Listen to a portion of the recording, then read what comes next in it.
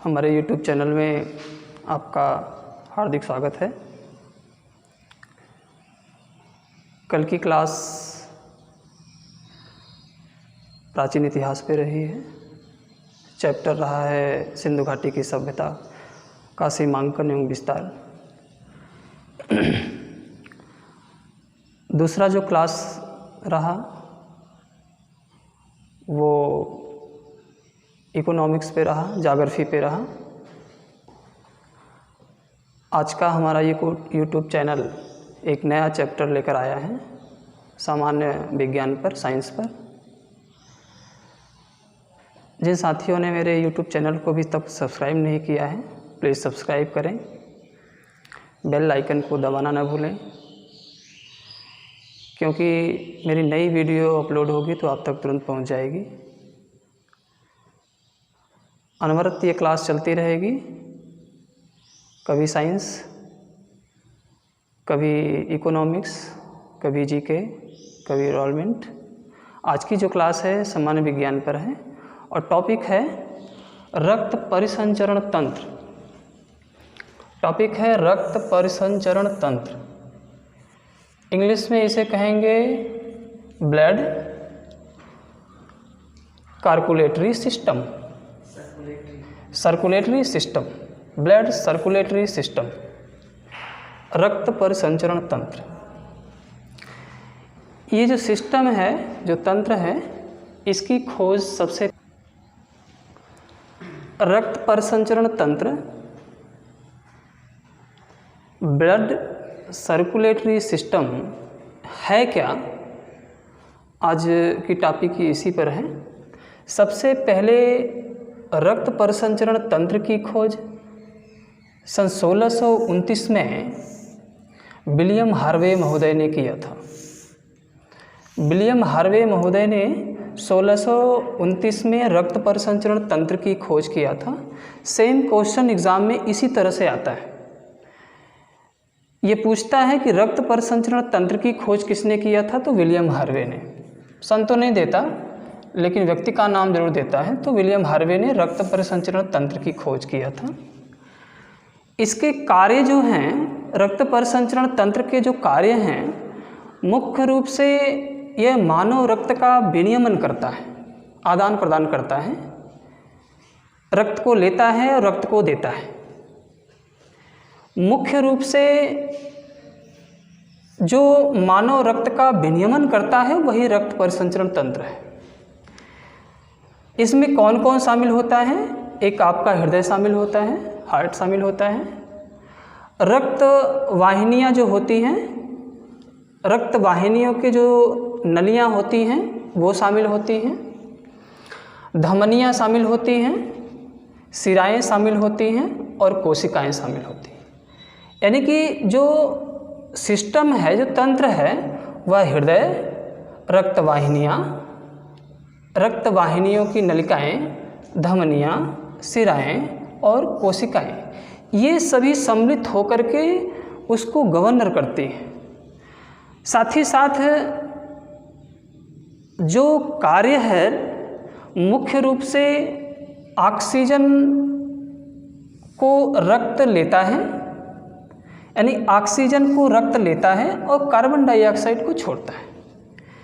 यानी कि ऑक्सीजन, रक्त जो होगा वो ऑक्सीजन को लेगा और कार्बन डाइऑक्साइड को छोड़ेगा। ये भी वनडे एग्जाम में बराबर आता है कि रक्त जो है क्या लेता है, तो ऑक्सीजन लेता है और कार्बन डाइऑक्साइड को छोड़ता है। हृदय में जो रक्त का शुद्धिकरण होता है मुख्य रूप से ऑक्सीजन के आदान प्रदान से और कार्बन डाइऑक्साइड के छोड़ने से होगा। और इसके लिए दो चीज़ें जिम्मेदार हैं, एक है धमनी और एक है शिरा। धमनियों में क्या होता है कि रक्त का जो है, रक्त शुद्ध होता है, यानी कि धमनियों के माध्यम से, यानी कि धमनी में शुद्ध रक्त का प्रवाह होता है। और साथ ही साथ शिराएं में यानी कि अशुद्ध रक्त जाता है, यानी कि धमनी के माध्यम से धमनी के माध्यम से शुद्ध रक्त प्रवाहित होता है और शिराओं के माध्यम से क्या होता है, अशुद्ध रक्त का प्रवाह होता है। और पुनः यानी कि शिराओं का कार्य है कि हृदय को अशुद्ध रक्त वापस देना और धमनियों का कार्य है शुद्ध रक्त को वापस देना। ये सिस्टम है। तो धमनी और शिराओं के माध्यम से ये कार्य करता है, शुद्ध रक्त को देना और अशुद्ध रक्त को वापस लेना, ये मुख्य रूप से इसके बिंदु हैं। आगे की तरफ चलेंगे। जैसा कि आपको हमने पिछली कक्षाओं में भी बताया था कि हार्ट बीट जो होती है, हृदय का स्पंदन होता है या धड़कन होता है, ये नॉर्मल वे में आप जानते भी हैं कि 1 मिनट में 72 बार धड़कता है। यानी कि सामान्य मानव का जो हृदय है 1 मिनट में 72 बार धड़कता है। और लेकिन भ्रूण अवस्था में तो हार्ट बीट जो है यानी कि हृदय का स्पंदन जो है, हमने बताया कि सामान्य मनुष्य का यानी कि जो स्वस्थ मनुष्य है 1 मिनट में 72 बार धड़कता है। ये तो पुरानी कक्षाओं में भी, पिछली कक्षाओं में भी आप बहुत दिन से पढ़ते आ रहे हैं कि 1 मिनट में 72 बार धड़कता है। लेकिन भ्रूण अवस्था में 1 मिनट में 150 बार धड़केगा।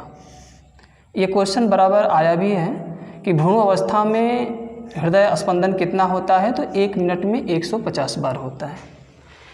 साथ ही साथ हमने बताया रक्त का जो पीएच मान है वो 7.4 पीएच मान है, 7.4। यानी कि 7.4 क्या होगा, रक्त जो होगा वो क्षारीय होगा। तो पीएच वैल्यू जो है ये भी बराबर कंपटीशन में क्वेश्चन आता है कि रक्त का पीएच वैल्यू कितना होता है, तो 7.4 ही टिक पे लगाएंगे, यानी टिक लगाएंगे 7.4 पे लगाएंगे। भ्रूण अवस्था में पूछता है तो 1 मिनट में 150 बार। साथ ही साथ हर एक स्पंदन में, हृदय के हर एक धड़कन में पहले अलिंदों का संकुचन होता है, फिर निलय का संकुचन होता है। ये जानना ज़्यादा ज़रूरी है कि हर एक स्पंदन में, हृदय की धड़कन में पहले निलय का संकुचन होगा, पहले अलिंद का संकुचन होगा, फिर निलय का संकुचन होता है। साथ ही साथ एक धड़कन में 70 मिलीलीटर, एक धड़कन में 70 मिलीलीटर रक्त का पंप होता है। यानी कि ये नॉर्मल वे में बताया गया है कि हृदय का एक धड़कन जो होती है वो 70 मिलीलीटर ब्लड को सर्कुलेट करती है, यानी कि धमनी में भी भेजेगी और शिराएं अशुद्ध रक्त को वापस भेजेगा। इसके साथ देखेंगे तो रक्तदाब का जो पैमाना है, मुख्य रूप से रक्तदाब जिसे मापा जाता है, ब्लड सर्कुलेशन किससे मापा जाता है, माप की इकाई क्या है, इसे कहते हैं स्फैग्नोमैग्नोमीटर। स्फैग्नोमैग्नोमीटर के द्वारा रक्तदाब को मापा जाता है। यह क्वेश्चन कई बार कंपटीशन में आया है कि रक्तदाब मापने की इकाई क्या है, तो स्फैग्नोमैग्नोमीटर पे ही टिक लगाएंगे। इसकी भी 2 अवस्थाएं हैं। जो स्फैग्नोमैग्नोमीटर है, रक्तदाबक यंत्र है या रक्तदाब का जो यंत्र है 2 बिंदुओं पे कार्य करता है। एक उच्च बिंदु होता है, एक निम्न बिंदु होता है, यानी कि हाई ब्लड प्रेशर और लो ब्लड प्रेशर जिसे आप कहते हैं। तो हाई ब्लड प्रेशर जो होता है यानी उच्च बिंदु जो होता है उसे कहते हैं सिस्टोलिक, यानी कि सिस्टोलिक की जो अवस्था है वो 110 से 130 बार है। यानी कि हाई ब्लड प्रेशर की अवस्था 110 से 130 बार सिस्टोलिक में होता है, और निचला बिंदु जो है लो ब्लड प्रेशर है जिसे आप डायस्टोलिक कहते हैं। डायस्टोलिक का जो बिंदु है वो 70 से 80 बार है, यानी कि ये लो ब्लड प्रेशर में होता है। तो स्फैग्नोमैग्नोमीटर के द्वारा आप रक्तदाब को मापते हैं, और उसके साथ साथ जो 2 बिंदु होते हैं इसके सिस्टोलिक और डायस्टोलिक, तो सिस्टोलिक में हाई ब्लड प्रेशर और डायस्टोलिक में लो ब्लड प्रेशर को मापा जाता है। साथ ही साथ हृदय से संबंधित कुछ रोग हैं, जैसे एंजाइना है। एंजाइना का मतलब होता है दिल का दौरा। दिल का दौरा जो होता है उसे ही एंजाइना कहते हैं। तो दिल का दौरा जो होता है वो कैसे होता है? जब कोरोनरी धमनियों में रक्त का परिसंचरण तंत्र नहीं होता है या बाधित होता है, यानी कि धमनियों में रक्त सही रूप से नहीं पहुंच पाता है, तो एंजाइना जैसी बीमारी हो जाती है, या दिल का दौरा, या उसे हार्ट अटैक कहेंगे, जिसे हार्ट अटैक कहा जाता है। तो यानी कि जो रक्त का फंक्शन है वो हृदय सुचारू रूप से नहीं पा रहा है, तो इसे आप दिल का दौरा या हार्ट अटैक के नाम से भी जाना जाता है। दिल का दौरा ही एंजाइना कहलाता है। ये वनडे एग्जाम में बराबर क्वेश्चन आता है कि एंजाइना, ये पूछता है कि एंजाइना किस प्रकार की बीमारी होती है, तो दिल की दौरे की बीमारी होती है। या एंजाइना से क्या प्रभावित होता है, तो क्या प्रभावित होता है? हृदय प्रभावित होता है। ये बराबर क्वेश्चन आता है। तो ये हो गया जो कारण है मुख्य रूप से एंजाइना होने के जो कारण हैं, अनियमित जीवन शैली है, मद्यपान है, मानसिक असंतुलन है, साथ ही साथ कई प्रकार के धूम्रपान हैं, या कोलेस्ट्रॉल युक्त भोजन करने से भी होता है। यानी कि एंजाइना का जो कारण है मुख्य रूप से यही कारण बताए गए हैं। इसके एंजाइना का या दिल के दौरे का भी उपचार है। उपचार में सार्विटेज की गोलियां आती हैं, जो मुख्य रूप से हृदय स्पंदन को सुचारू रूप से करने के लिए सार्विटेज की गोलियां दी जाती हैं। साथ ही साथ इंजेक्शन भी दिए जाते हैं। स्ट्रेप्टोकाइजिन एक आता है और दूसरा आता है यूरोकाइजिन। दो प्रकार के इंजेक्शन भी दिए जाते हैं, सार्विटेज की गोलियां भी दी जाती हैं।